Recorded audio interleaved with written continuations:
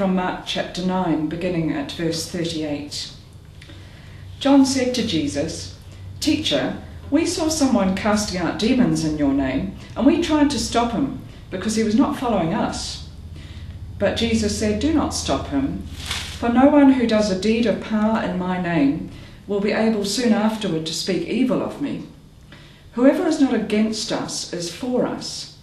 For truly I tell you, whoever gives you a cup of water to drink because you bear the name of Christ will by no means lose the reward. If any of you put a stumbling block before one of these little ones who believe in me, it would be better for you if a great millstone was hung around your neck and you were thrown into the sea. If your hand causes you to stumble, cut it off. It is better for you to enter life maimed than to have two hands and go to hell, to the unquenchable fire. And if your foot causes you to stumble, cut it off. It is better for you to enter life lame than to have 2 feet and to be thrown into hell. And if your eye causes you to stumble, tear it out. It is better for you to enter the kingdom of God with one eye than to have 2 eyes and to be thrown into hell, where their worm never dies and the fire is never quenched." Well, Jesus certainly used some dramatic sort of sayings, didn't he, to make his point. Yeah, pretty tough stuff that, isn't it? It's yeah. But I actually think we should just go back a little bit, Jenny, because it's too easy to pick out a thing and say, "Wow, this is so difficult. What on earth do we do?" But this passage is part of what we've been reading over the past few weeks, of that really dramatic turn in Mark's Gospel, when Jesus begins to intentionally and deliberately to set his face towards Jerusalem and to go on a pilgrimage, really. Yeah. And all sorts of things happen along the way, including the Transfiguration, where they go up on the mountain, Jesus appears with Moses and Elijah, and when they come down, they meet up with the other disciples who have been trying to cast out a demon. Right. And that's where I think we should be starting. So this is where we get this sort of thing, we stuffed up, we couldn't do it. And yet these other people who seem to have cracked it, and then the sort of rivalry competition comes in. Great deal of jealousy. It sounds just like a schoolyard conversation, teacher, sort of telling tales, doesn't it? Yeah. Well, And it is a telling tales thing.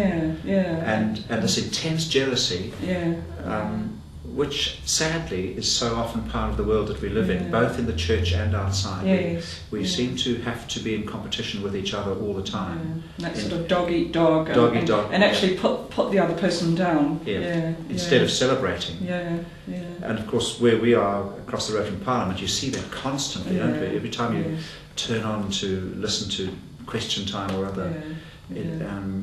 And yet, I am told that actually the real hard work goes on in committees where they do get together. So that is encouraging. And maybe we should encourage any politicians who are watching this to continue with that. That's right. And learn something ourselves. I think we've been exploring that image. We've just been walking on our labyrinth, which we've got set up at the moment, which is actually a very ancient way of prayer. But one of the things I've noticed and that we saw when a number of us are walking the labyrinth together is that you actually bump up against other people, and you can get very focused and think, well, I'm on my journey to Christ or to faith or closer to God, and you actually can get a bit brassed off that these people are in the way. Which is not unlike that's what you're saying, isn't it? So how do we cope with other people who are on the same journey when it's actually my journey? And to actually say that their journey is valid, and not to buy into that whole thing of knocking each other or pulling each other down or criticising. It's so easy to do, isn't it? It is. And I wonder if this is something that an aspect of our life, our communal life, that we've lost, the sense of sharing, going on a shared journey, travelling together. And therefore that competitive nature comes out more. Yes. And I think some of Jesus he was obviously shocking the disciples in his talk of going to Jerusalem and what was going to happen, and they were sort of probably quite enjoying the sort of, this is really good, we're on a roll here, and the sort of arguing they've been having about who's the greatest that we looked at last time. And here's the one who gives a cup of water. Something as simple as that, and maybe we often think about sort of making grand gestures, but actually something as simple as that, just showing that care for someone else, and so often just thinking of the athletes, that sort of tripping each other up. Jesus talks about being a stumbling block to someone. That literally you hear about these races where people do sort of intentionally ride into each other or whatever. And just showing that small action of care. Okay. And just to come back, Jesus is not literally saying cut off your foot or your arm. No. I think we should just make that point. So I think it's the huge sharp contrast, and Mark quite likes some of these contrasts in language. But actually, even as I read it, we tend to focus on those bits. But I noticed again and again he's saying, enter into life. Keep your focus on entering into life, entering into the kingdom of God. And continue on the journey. Keep going on the journey together. Let's go back to that labyrinth. Yeah, we might have another walk. Okay.